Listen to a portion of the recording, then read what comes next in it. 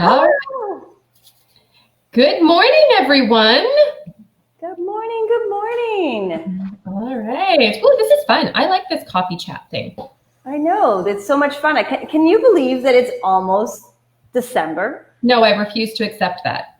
Like, it's so crazy. We were talking this morning about what we're going to talk about today. And Thanksgiving is on Thursday, then Christmas, then I can't believe how fast the remainder of 2019 is going. I know. My kids were on the weekend. They were like, Mom, can we go see Santa? I'm like, no, it's not. Oh my goodness, he is here. Like, holy, like I was like, where did this go?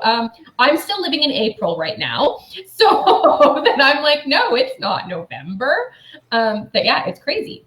I know, it's insane. It's insane. Well, with that being said, guys, what we are talking about today has to do with exactly that. We are talking about how to navigate the holidays. And the holidays is everything from, Canadians had their October Thanksgiving, then there was Halloween, then there's Thanksgiving for Americans, then there's Christmas, then there's New Year's. And I laughed because I think it was Christina, you posted something the other day that says, I wanted to start my diet, but then there's always, Thanksgiving and Christmas and then Monday and Tuesday, Every time we try to eat healthy, along comes Christmas, Easter, summer, Friday or Tuesday, and it ruins it for all of us.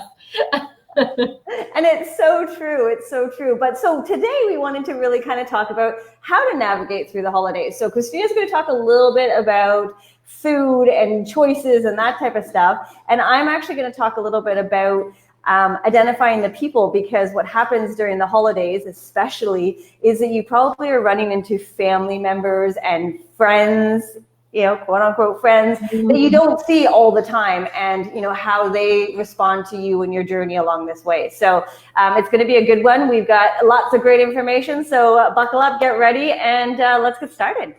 All right, so we're going to start with a little bit about the food thing. So the very first thing that I want to address when it comes to food through the holidays is don't live in deprivation. Today, tomorrow, Thursday, 2 weeks from now is not the time to start a super restrictive diet.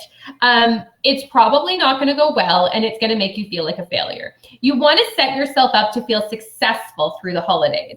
So setting realistic goals is really important. Lindsay talks a lot about goals and planning your goals and doing all of that. And it is super important. So sometimes your goal is just to get through the holidays without gaining weight. That's a good goal. But if you can make it through this next month and stay on the even Steven, you're probably doing really well. You may not, even if you've been averaging losing 20 pounds a month, in this next month, that might be a bit of a struggle for you. I'm not saying don't set that goal, but just set it realistically, knowing what you have going on. Also live realistically in the next month. So if you know that you have Christmas parties to attend, you have events, that you can't be cooking all of your food yourself, so you can't be living in that bariatric bubble, as I like to call it a lot of the time. Forgive yourself. And you can take your own food to some events, but there's certain things that, if you're at, a dinner for your work and you go out to some big fancy schmancy dinner, let's be honest, you're not drinking a protein shake while everybody's eating steak and lobster. You're just going to end up feeling really crappy about yourself if you try to be too restrictive. So be really realistic with what's going on in the holidays. You can still make good choices. I'm not telling you to go and have a free-for-all by any means, but just be very, very realistic in terms of that. Anything to add to that kind of tip, Lindsay? Yeah, and I think the big thing with that is, as Christina said, be prepared. And you'll hear this over and over and over again from us. Like, planning really does make a huge difference. So if you know that you have a dinner party to go to, don't just throw the whole day away, right? Have a really good breakfast, a really good lunch, some amazing good snacks for you. Get in a workout. Yeah, exactly. Get a workout in, and then enjoy your dinner party. And again, not necessarily go crazy, but you've done the things you need to do prior to then go out and have a really good night as a Christmas party or dance or whatever you're doing. So then when it comes to the actual meal out, a lot of holiday meals tend to be like either family style or buffet style. Like, it's not necessarily a served dish in front of you. So a lot of the time you do have a little bit of control over what goes on your plate. So one of the things that I try to do is fill with whole foods first. Now, whole foods are your meat and your veggies, your fruits, like those kind of things. The things that you know exactly what is in that dish. So you look and you see broccoli. You look and you see beef. You look and you see whatever. It's not a recipe per se. It's an ingredient. So if you can find more of those whole foods to put on your plate, fill your plate with as many of those whole foods as you can. Even things like cheeses and that kind of thing, because you know exactly what it is. Save very little room for the casseroles and that kind of stuff. Those tend to be where a ton of empty calories come from. They also tend to be where a lot of tastiness comes from. So I'm not saying don't have, yes, Christine, broccoli.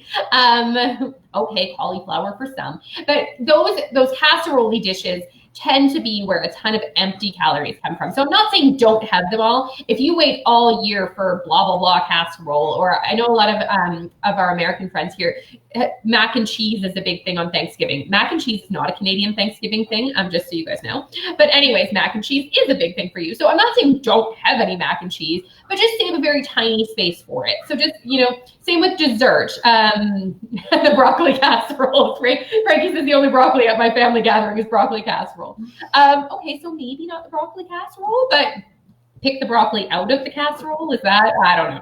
But anyway, save very little room for the casserole things. Also, sauces tend to be a big thing, a big place where empty calories live. Your gravies, your cranberry sauce, I don't even know what other sauces there are, but anything that's like lathered with a sauce tends to not be the best option. So again, tiny little bit of sauces and more just real whole foods.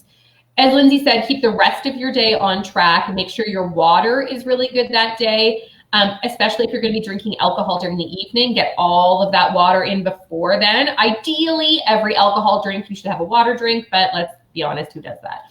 And especially if when Lindsay's going to talk about your family stuff, if the family stuff is a bit of a struggle, then the alcohol stuff might come a little more. But make sure that you've already got your water in. So that's going to be really helpful as well. I think that's most of the stuff when it comes to actual food. I'm going to give you some tips and tricks in a second for kind of how to navigate like the appetizer table, the actual meal itself, like positioning yourself and setting yourself up for success that way. But those are some of the tips that I use for actual food, is the real whole foods more often than not, and saving very little room for the extras. Dessert being one of those extras, and just leaving yourself less room for that. Frankie says she goes straight for the sweet potatoes and turkey. Awesome job. Unless your family makes those sweet potatoes with marshmallows on top of them that I've seen. Which again, I'm like, this is not, maybe it's just not a Christina Canadian thing, but any Canadian Thanksgiving meal I've ever been to doesn't have marshmallows on the sweet potatoes. But I see that in the pictures. So you guys just do Thanksgiving a little different than we do.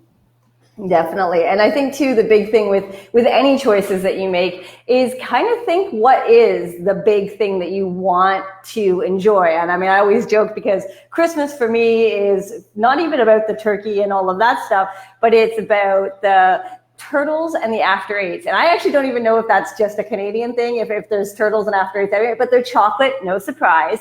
And I love them. Now, when I know I'm going somewhere and I know they're going to be there, that's where I allocate my fun stuff, because I want them and I have to be very aware of how many I have.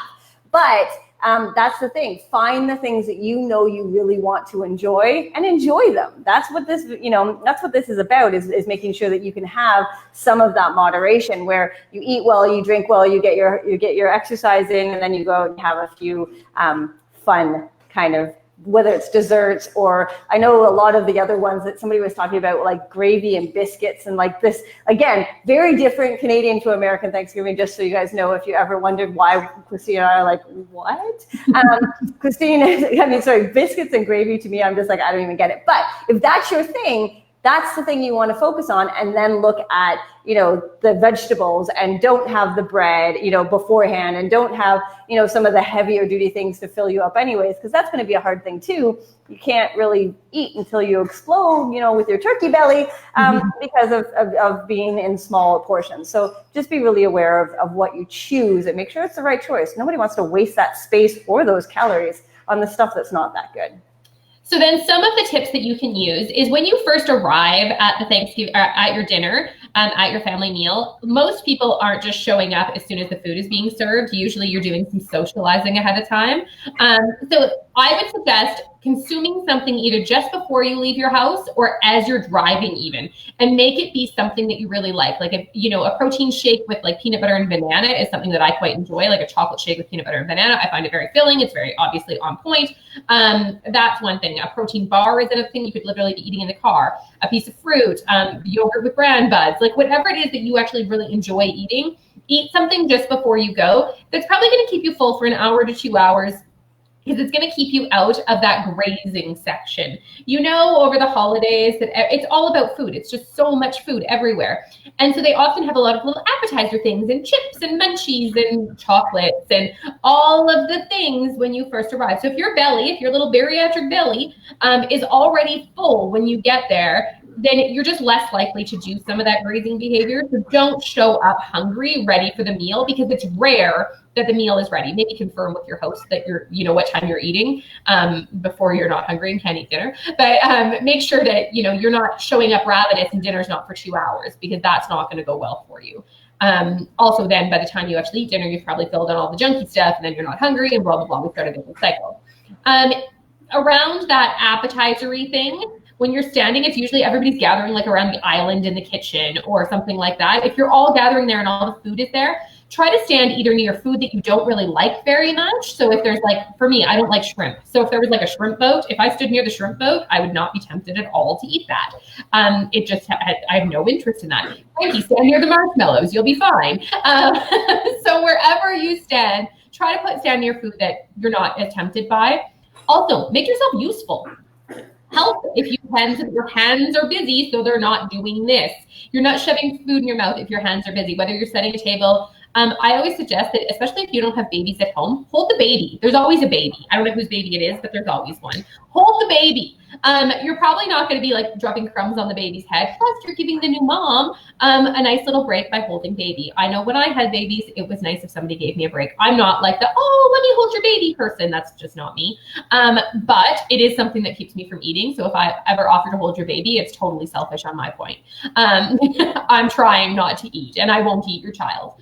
So that is something you can do that's helpful. If you're at a party, take, ladies more than men, take a clutch purse that you have to hold instead of one that goes over your shoulder. It's just something that you have to actually physically hold. Whatever you're doing, your food always goes on a plate. You are not grabbing to, you know, hand to mouth. It always goes onto a plate and then in your mouth. It just makes you stop. Because if you load a whole bunch of food on your plate, once your plate is gone, you have to physically reload before you can start again. And it's one of those like mindset things that you're like, ooh, I can't have 2 plates of food. But you can grab from every tray on earth. So you tend to just overdo it. Always use a plate. If there's not plates, use a napkin, but do something, make sure that you, oh, Frankie said, this is a good one too. She always takes a healthy veggie dish, so she at least has one option, whether they ask her to or not. I love that. Make sure that whatever dish you are bringing is something you can eat. Even if you make the best pecan pie or pecan pie, I know they're going to criticize me because I always say it wrong. But even if you make the best pie on earth and everyone's like, oh my gosh, I love Lindsay's pie. Haha, that's funny. Then you make sure that you take, even if you are requested to take the pie, still take something that you can eat as well, so that you know that you do have at least one dish. That's always a good idea. But yeah, that's always, I mean, A, it's helpful, and B, it's just a good idea. Stand or sit anytime that you have control over where you're able to position yourself. Stand or sit near other healthy eaters. Don't stand or sit near somebody who's going to like fuel your bad choices. That if you have, you know, a cousin that's like, oh, let's binge on this together, then, you know, don't sit with that person. Or somebody that's really judgy of your journey. Try not to sit beside that person where they're like, oh, is that all you're going to eat? Oh, I see you didn't take any pie. And like they make you feel crappy about it. Don't sit with that person. They're a jerk. Lindsay's going to help you deal with them in a second. But don't sit with that person. Sit with the other healthy eaters, and that can tend to help you. So if you have that, like, you know, aunt who's like, you know, the yoga guru that eats really healthy and that she's, you know, very zen, sit with her. That's a great idea.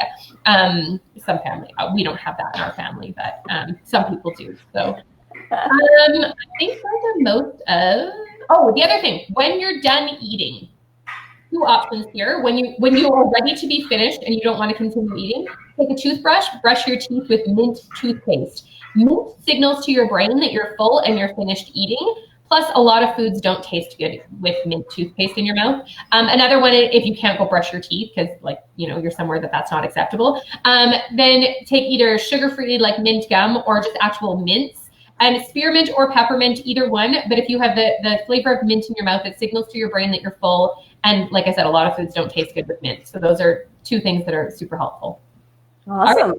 I like that one. I've never heard the mint one before. I think that's a great idea. It really does. Yeah, awesome. Well, what I'm talking about today is pretty much what Christina just brought up, was really about identifying the people in your life, because this is the thing. Some of you have not seen your relatives or those friends since last Christmas or the Christmas before. And if you've lost a lot of weight, or if you've changed your habits quite a lot, you are going to run into many different types of people at these parties or at the Christmas dinner. And sometimes you can't always avoid who's going to be there. But one of the things that I'm a really big believer in is identifying the people that are in your life. Because if you actually take a look at who's going to be sitting at your dinner table, if you know Aunt Marge is going to be there, and you know Sally and her husband is going to be there, and you know all of these people that are going to be there, you can identify who they are in your journey. And I think that's really, really important, because as Christina said, there's going to be people in your life over the next 6 weeks that can make you feel like absolute shit, or who can actually be people on your team. And so that's what we're going to start with first. So identifying your people, the first one is your teammate. Now, this is somebody who's probably in this group with us on this page, in this journey with you. They are living and breathing the same thing. They've probably had surgery with you, or they've gone on their own weight loss journey. They know what it feels like. They are the people that you want to really navigate towards on an adventure like this, whether it's dinner or parties or whatever.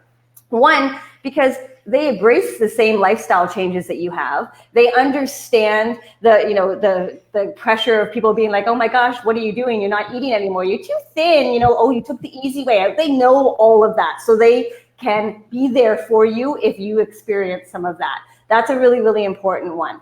The next person is the fan. And the fan is just somebody who is your fan. They are there for you. They're not necessarily in the game per se. They're not necessarily looking after their own changes and stuff like that, but they truly believe in you and how hard you're working, and just is there to just support you and really be a part of your journey.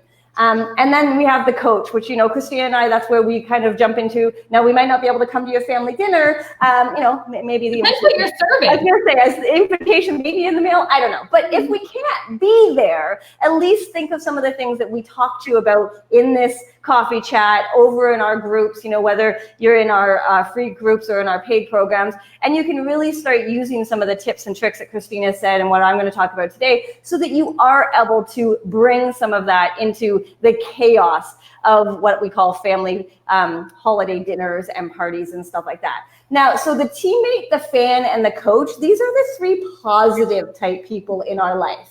We like them a lot, right? We really, really want to be a part of their world. Hold on. Thanks, Debbie. That's a great idea. So we really want them to be a part of their world, right? We want them to be as part of it as best you can. As Christina said, the yogi who may be drinking green juice and everybody's looking at her like she's crazy. That's who you want in your corner, right? You want that person in there. The people that are supporting you, who are loving you, who are unconditionally there. They're not turning around to you and saying some of the things that Christina had mentioned. So Frankie says here, family meals were hard for me at the first year. It gotten easier and easier over the past 5 years. I've only had to deal with comments about portions and body size for a short time, usually, and then everybody gets used to it. Absolutely, right? Some of you are still newer out from surgery. Some of you are newer even into these changes. Maybe you're prepping for surgery. We don't know where you are in your journey. And some of you, again, even 5 years out, Frankie has a huge, very strong support system who are very much, there for her. There's a lot of people out there that we hear all the time that they do not have a strong support system. So if you can find in your identifying your teammates, it's that teammate, the fan, and the coach. Those are the people you want to sit beside. Those are the people you want to talk to. Those are the people you want to really kind of connect with, whether it's at dinner or parties or whatever. Now, we've got some people in our world that I know, and everybody knows. And one of them is the pusher. Okay, Christina mentioned it. Oh, just have a little piece of pie. What? It's Christmas, right? Like that excuse of it's Christmas, it's Tuesday.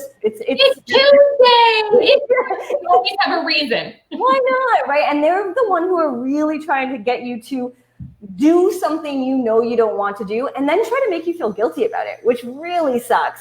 Because you know what? If you're going in with this is what I want to do, and you're happy with that decision, then nobody should be able to push you. But let's be honest, when you have 5 or 6 family members turning around and being like, Aunt Sally spent 20 hours in the kitchen making that pie, you should really eat some or you're going to hurt her feelings. You know what? You're like, what? No, I love Aunt Sally. Just because I don't eat her pie doesn't mean I don't love her. So if there's scenarios like that because you dealt with them in the past, maybe talk to Aunt Sally before the dinner and just be like, Aunt Sally, I love you so much. I'm not having your pie because I don't love you. It's just, today is not my pie day, and I'm staying true to me and true to myself. If Aunt Sally doesn't take that as oh my gosh, she loves me so much, then you know what? She's not somebody that you even want to bother having that conversation with, because she won't understand anyways. But the pusher is that person that really tries to push you to go off plan. You know why? Because they've completely gone off their own plan and they want to feel good about themselves. And it sucks to think that they, in order to feel good about themselves, want to make you feel bad about yourself. But unfortunately, and you all know the persons that I'm talking about in your life that feel that way. All right, the next person is the competitor. All right, again, I'm sure you all know this person who, is just really trying to outdo your good stuff, right? So if you don't have a pie, somebody's like, oh, well, I didn't have any bun either. That look at me like, well, I was okay. I planned to have a bun, right? And so they're constantly trying to win. I don't know who's trying to win what in a competition like this. It doesn't make any sense to me, but they're out there and they're always trying to one up you, whether they've had surgery or not, whether they did it by themselves and that's their whole proud thing that they can say to you. It doesn't matter. The competitor is the one who just wants to win at all costs, right? And again, trying to avoid those. Now, here's the big one, guys, the saboteur. This person is everywhere. This person lives and breathes in your life. I don't care if they're at work, if they're at home. To be fair, we see it a lot with spouses and children. Okay, and again, they're not doing it to be an asshole. They're doing it because they don't really know what else they're doing, right? They really don't. So we hear people say all the time, my husband or my partner is really, really supportive of my journey, but I really hate that they bring home chips and popcorn and beer and everything like that into the house. Well, there's support with your words, and then there's support with your actions. Right? And we say this a lot to our children. Like, it's one thing to say you're sorry, but you know what the best story is to actually show the difference in your whatever, your attitude, your personality, whatever it is you're sorry about. And don't do it again. Yeah, and just don't do it. So if you have someone in your life or multiple people in your life who are saboteurs, the thing is, you definitely want to have a conversation with that person. Again, if it's your spouse, your mother, your sister, whoever, it gets a little bit more challenging. But you want to work on you. And that's what it comes down to. The saboteur often is not, as I said, trying to do it to make you fail, but they also make it easier for them to realize that they're not doing the best that they can do.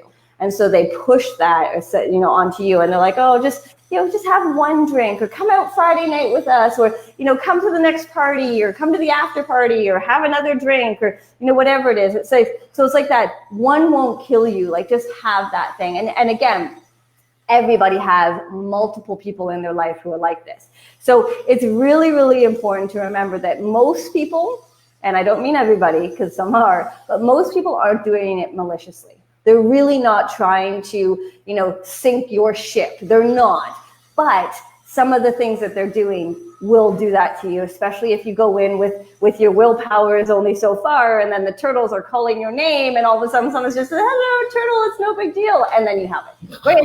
And then you feel like crap, and they think it's hilarious because you gave in to, whatever. So just remember, again, best thing, honestly, is communication. And this is a big thing across the board. Your pusher, your competitor, and your saboteur may not understand your journey in any way, shape, or form. But if you have that conversation with them, right, and you're like, I'm fine if you have beer and chips and whatever, but I also know you go out with your buddies every Friday night. So would you mind really focusing on doing those beer and chips and, whatever you want when you're out with your buddies and not bring them into the house. Or, most partners or spouses or children or whatever aren't with you 24 hours a day, 7 days a week. So you know what? Go out and enjoy it when you're in the car or when you're at the office or wherever. So coming quickly back to the dinner party scenario. So you're at your family dinner for Thanksgiving or Christmas or whatever. Once you've identified who's going to be there, as Christina said, you find that person, you find the coach, you find the fan, and you find the teammate, and you work with them. Because you know what? The conversations you're going to have at Christmas dinner is going to be way better than trying to explain yourself to Mr. Saboteur over there or, Mr. Pusher over there and having to explain what you are, why you're only having this much portion, what it's not worth the energy. And so that's something that you really want to focus on, because if, again, having that plan going into your family dinner, you are going to be feeling better because you know who you're going to look for, who you're going to avoid. And if Sally shows up and she wasn't planned to show up and she happens to be the biggest saboteur, try to stay as far away from her as possible. Right? And again, it may not be possible, but you know what? You are the best that you can be and plan the best that you can be. And of course, life can always throw things at you, but it really is finding the people that are going to support you. I mean, we've literally had people send us text messages, like Facebook or text messages in the middle of dinner parties and been like, help us, right? And that's what you need. Whether you have a friend online, whether you have us, whether you have somebody else, reach out, get that support. And, it can be emergency. Well, and also, if you've just finished a family dinner, we've got to wrap up here, but if you've finished family dinner and you're coming back and you're feeling really broken, really defeated, all of those things, post to the group and let us lift you back up.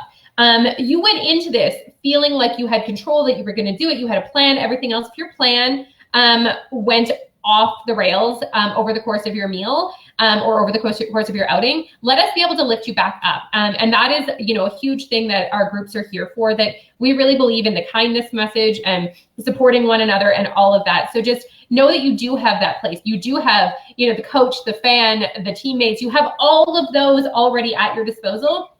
So use them when you need them. And I mean, there's going to be some people that are going to come in and celebrate your success of their holiday dinners and that they felt like they nailed it and they had a plan and they stuck to it. They feel amazing. And then there's going to be some people that are silently sitting over here like, oh my God, I made such a mess of this. Like I was awful. I ate 4 pieces of pie and I did terrible. You know what?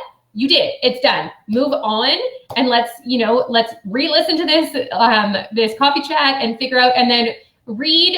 Lindsay's going to be writing the email this week. So you guys there'll be an email on the same topic that will come out on Thursday. And I'm writing the blog this week that will go on our website and be up on Saturday. So make sure you check out the email and the blog on this exact same topic. And Lindsay has posted in the comments here, or not the comments, on the little thing that goes across the screen, the name of our 2 free groups, Bariatrics Beyond the Honeymoon and Recipes for Weight Loss Success. So go in and make sure that you join those. And then, check out our website, sassyevolution.com, for the blog and the link to join the email list as well, so that you can get these weekly emails and stuff. So final thoughts, Lindsay? Just come and join us, guys. The reality is we're here for you, whether you have a good day, a bad day, a terrible day, or the worst possible day known to man. We're here. We don't judge. We just help, support, listen, and help you move on, because in the end, there's no point in staying guilt-free guilt area now when tomorrow's a new day or next hour or the next minute. And totally remember, the holidays can be really tough. They can be amazing, but they can also be really tough, and be forgiving of yourself that, move forward when you need to. So awesome. All right, guys, have a fantastic rest of your day, and we will chat with you very soon. Bye. Bye.